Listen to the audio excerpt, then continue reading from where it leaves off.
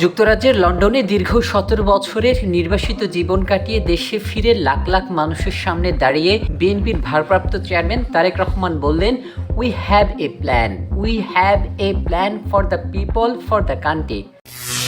ছাত্র শিবিরের কেন্দ্রীয় সভাপতি হিসেবে নির্বাচিত হয়েছেন নুরুল ইসলাম সাদ্দাম।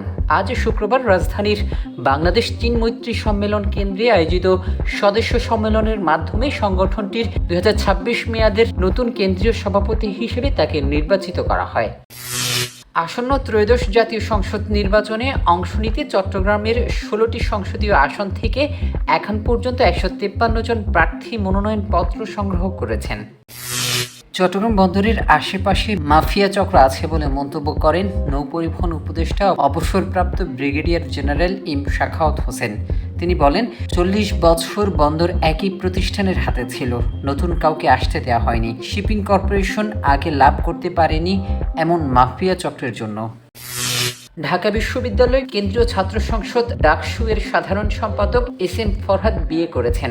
তার জীবন সঙ্গিনী হয়েছেন চট্টগ্রাম বিশ্ববিদ্যালয়ের কেন্দ্রীয় ছাত্র সংসদ চাকসু এর নির্বাহী সদস্য জান্নাতুল ফেরদৌস সানজিদা।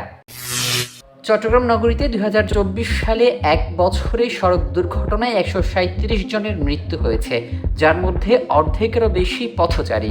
চট্টগ্রাম মেট্রোপলিটন পুলিশ ও চট্টগ্রাম সিটি কর্পোরেশনের যৌথ সড়ক নিরাপত্তা প্রতিবেদনে এই তথ্য উঠে এসেছে। বিএনপির সঙ্গ ছেড়ে এককভাবে ভোট করার ঘোষণা দিয়েছেন লিবারেল ডেমোক্রেটিক পার্টি এলডিপির president doctor colonel Oli Ahmed বীর বিক্রম। বুধবার জরুরি সংবাদ সম্মেলন করে তিনি এই ঘোষণা দেন। ডেস্ক নিউজ, দক্ষিণ পূর্ব।